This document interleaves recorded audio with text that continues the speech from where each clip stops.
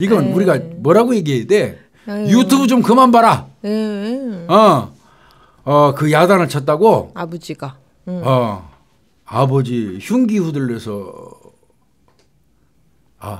살해했네. 네, 아들이요. 아버지를. 집에서 자신을 야단쳤다는 이유로 부친을 살해하고 네. 도망갔어요. 아휴. 20대 남성이. 이건 4일날 많습니다. 예, 이번 연휴였네요. 기간이에요. 예. 경기도 성남 중원경찰서 관할에서 벌어진 일인데요. 존속살인입니다, 이건. 그렇죠. 아들이 아버지를 살해했으니까요. 20대 남성을 잡아서 조사하는 것 같은데 10월 3일 날 21시 40분이니까 밤 9시 40분이네요. 네. 10월 3일 날이네. 개천절 날. 네.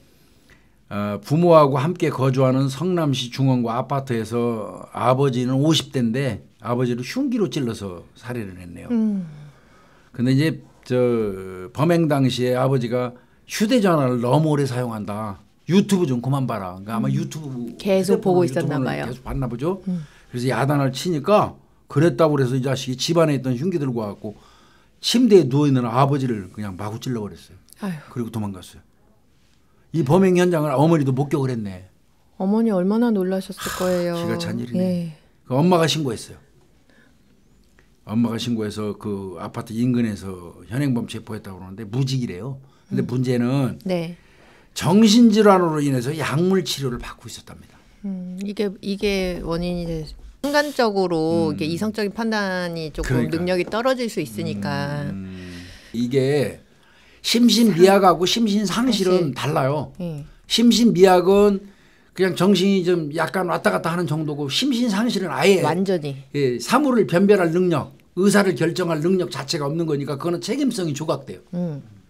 책임을 지우지 못해. 이제 우리말로 하면 이제 책임성 조각사유라고 조각사유. 그러는데 책임성 조각사유는 처벌을 못해요. 그렇죠. 처벌 불가사유거든.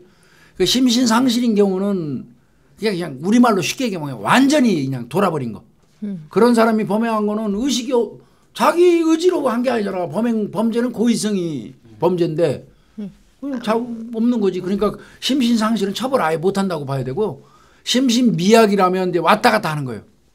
그건 아마 이제 그 형량 참작이 돼요. 맞아요. 예. 근데 이제 이 사람 같은 경우는 보니까 정신진화로 해서 약물 치료를 받고 있었다고 그러니까 심신미약이 인정될 가능성이 많은 거예요. 이건 아마 해당 병원에 가서 대단히 불행하게도 엄마가 또 진단서 끊어다 줘야 될 거예요. 그러겠죠. 아니면 또 뭐 재판 과정에서 그 정신감정 뭐 받기도 하잖아요. 정신감정도 예. 받아요.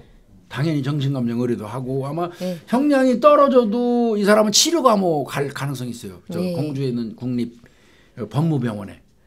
그럴 그러니까 가능성이 이 또 이 정신질환이 진짜 막 조현병처럼 좀 심각한 병이다라고 하면 또 더 참작이 많이 그럼요. 되겠죠. 예.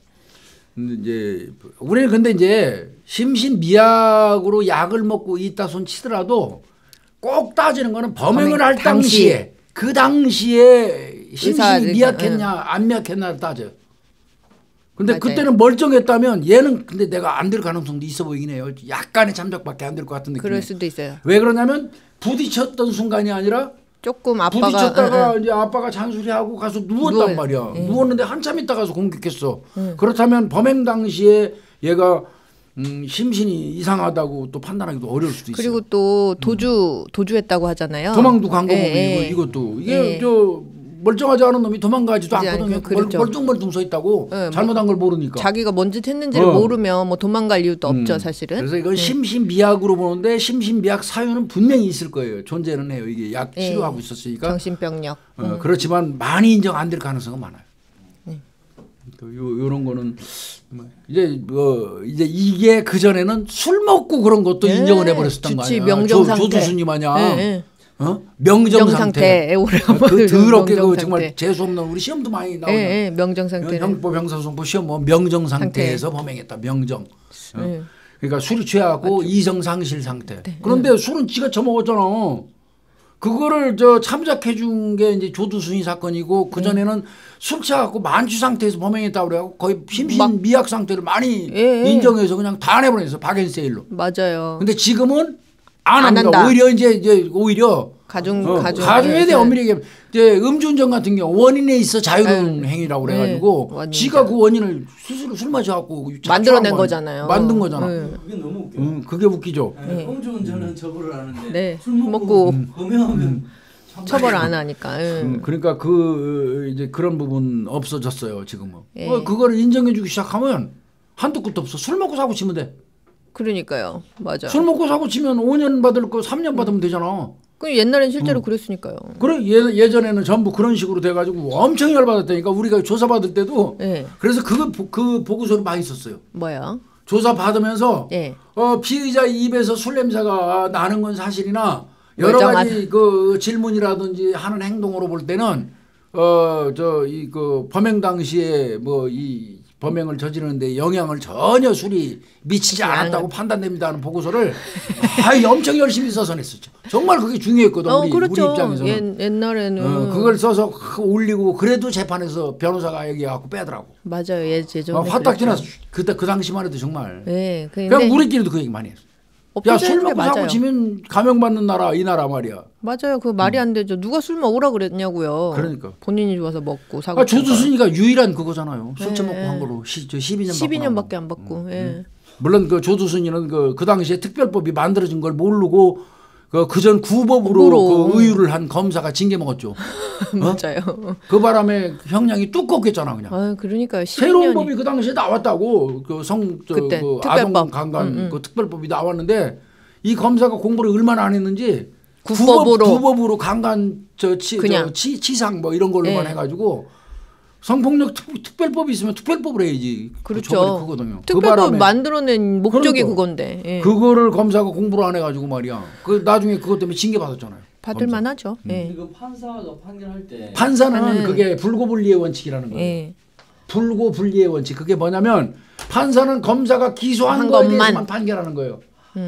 판사가 내가 보니까 이거는 특별법을 적용해야 돼. 그러니까 법을 판사가 마음대로 바꿔갖고 이거 특별법으로 해야 돼. 찍찍찍 긋고 하는 게 없어요. 판사는 검사가 기소한 그 범위 내에서만 그게 불고불리의 원칙이라는 거예요. 그래도 요즘은 교수님 제가 그래도 판사들이 요즘에는 공소장 변경하라고 판사들이 또 이렇게 의사를 다시 이거 다른 제명으로 가능한데 왜 이걸로 이런 판사님들도 있더라고요. 요즘은 사실 있더라고요. 그런 판사님들이 멋있는 판사예요. 맞아요. 왜냐하면 그러면 예를 들어서 검사가 기소를 한 제목으로 재판을 하면 무죄 나올 수도 있게 생긴 거예요. 그러니까 이거 다른 걸로 바꿔라 이렇게 권고하는 판사님들이 맞는 거죠. 아유 그게 맞죠. 네, 그게 맞는 거죠. 그게 맞죠. 하여튼 뭐 존속살인 관련돼서는 요전번에 뭐 우리 홍 박사가 아주 길게 한번 다뤄줬으니까 뭐 우리 구독자님들은 반박살 거예요. 내가 볼 때 이 심신미약 같은 거는 분명히 적용될 것 같고요. 예. 존속살해라고 하더라도 존속살인 뭐 무기 아니면 뭐 근데 이거 아마 많이 감형될 것 같은 느낌이에요. 예, 이게 뭐 이제 감형 사유가 있잖아요. 정신질환으로. 그러니까요. 아이고 비극이네요. 야, 근데 그 면박 좋다고 아버지 그 면박을 주는 그 순간 욱해서 범행했으면 모르겠는데 면박 줘놓고 이제 아버지 침대에서 누우신 거 아니야. 그럼 이제 저항이 불가능할 때까지 기다렸다 공격한 거야. 그렇죠. 만약에 이제 이렇게 좀 시간이 지나서 그렇게 한 거면. 그러니까 이런 거 보면 참 무섭기도 하고요.